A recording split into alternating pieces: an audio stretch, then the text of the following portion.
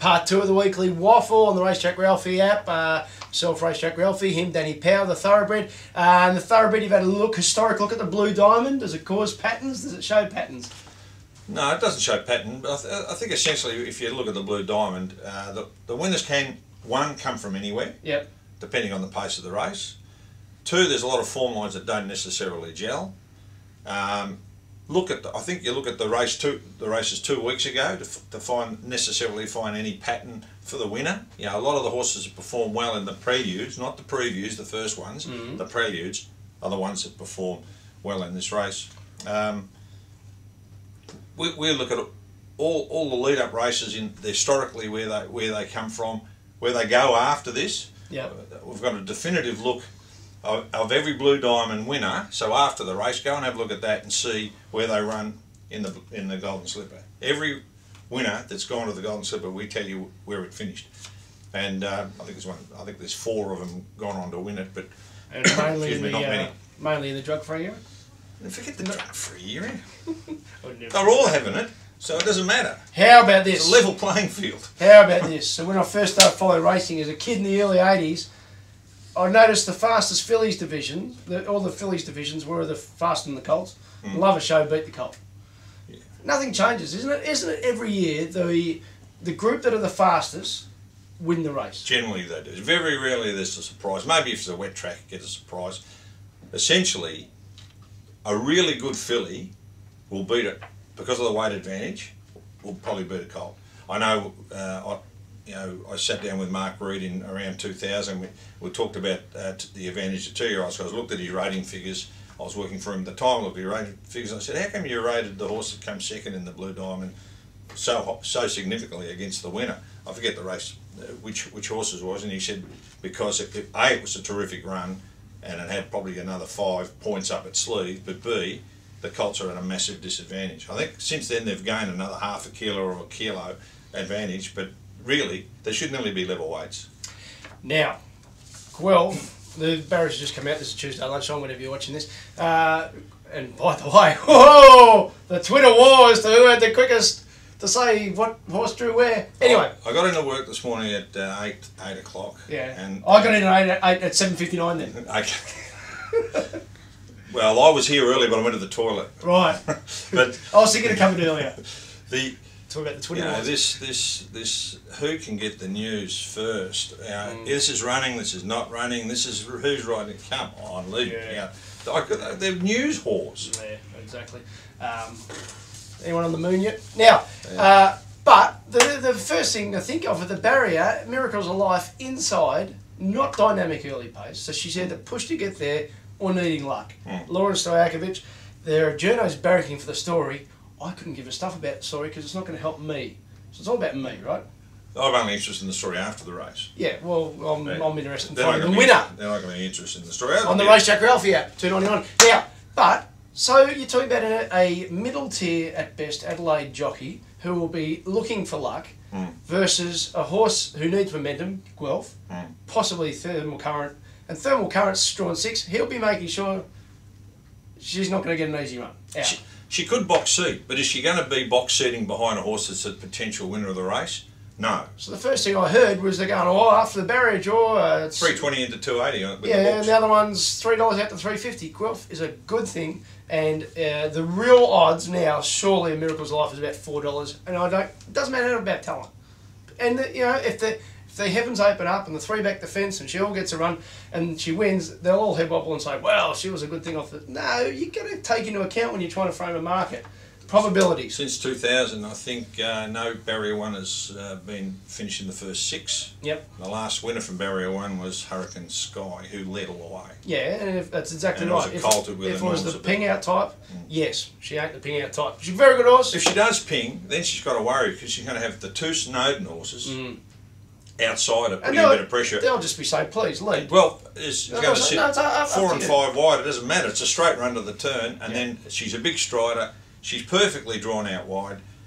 She's the way I'd go, and I think Moody's is the danger.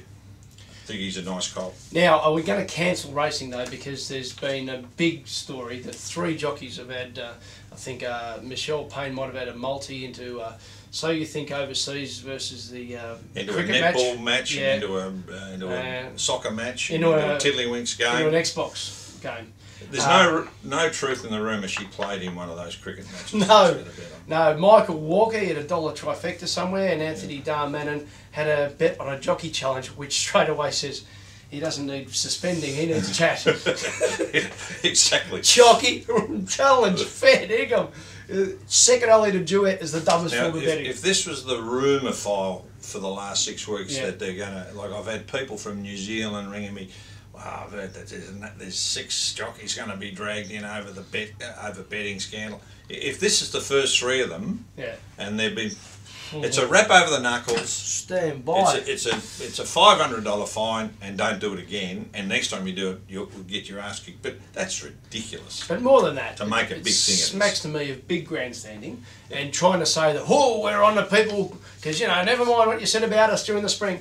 During the spring, you found out Damien Oliver had a $10,000 bet on a horse in a race where he was riding the second favourite, and Fairfax, The Age, Nick McKenzie, broke the story. The front page of The Age on Melbourne Cup Day was Damien Oliver had a bet, and Damien Oliver walked into Flemington on Cup Day and wasn't asked, did you have a bet?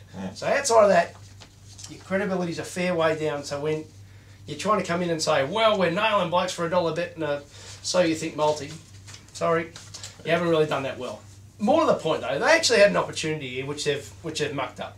They could have let the 3 people know, instead of leak it to the paper, wow, look at what these bets were, they could have got the 3 people in and said, right, you've done the wrong thing. You're going to get fined a $500 fine, we're going to have a press conference, bring everyone in, you're going to be up here with Michael Duffy or Bernard Saundry and Terry Bailey and say, look, these 3 guys have made mistakes for these reasons, they've agreed for 500, maybe 1,000 of the Jockeys Trust. And now, Michelle, why do you think you've done the wrong thing? Well, I now realise it, right, and actually explain to people, instead of trying to hang people up every opportunity you get after you didn't get the big fish in the spring, you've missed on a good opportunity. Well, Michelle was badly injured at the time, a little bit bored, and had a bet. This is not forgiving doing it, but it's a parking ticket compared to what Damien Oliver did. And we have got a precedent because when Heath Shaw stuffed up and Nick Maxwell stuffed up, what happened? There was the press conference, there was Eddie, there was Andrew Demetrio, there was Heath Shaw saying, well, I realise you can't bet on your own team and I accept the suspension, that was clearly a deal. And Nick Maxwell said, I accept the fine because it was clearly the wrong thing to do and I inadvertently did it, and the AFL said yes. And the next people who do it will get it harder. No, I don't think it's that hard. Black Caviar, should it be in the Hall of Fame this week? Of course. And do you care? No, I've got my concerns about the Hall of Fame, but her getting in is problematical because if it's not this year, it'll be next year. But it'll be this year, and she'll be a legend probably in 3 years, the same as Maccabee. Maccabee was inducted when I think she was still racing, but yeah, she deserved it. The thing I worry about the Hall of Fame is that there's some fantastic old jockeys and trainers that are dropping off the perch and not getting, and they should be in the Hall of Fame before they go. The recognition they deserve, and it's I hate this business of let's select 2 or 3 and let's get them in. If they deserve to be in, get them in. And well, I'm against her being inducted this week for this reason, because it's always about, with me, it's about money, right? Why wouldn't you just not have her this year? Because you've already sold all the tickets and people going to the Hall of Fame, and next year say, come and buy your tickets to see Black Caviar inducted. See all the highlights, see an interview with Luke Nolan, interview with Peter Moody, and then you would fill the room just like you filled Flemington. Well, not filled, but you got an extra 20,000 at Flemington on Saturday just to see Black Caviar. Instead this week, they've already got the people who had already paid. They're not making any quid out of it. No, not really. I can understand that. Yeah, that's it's about fine. the coin. That's a bit. Yeah, that's fine.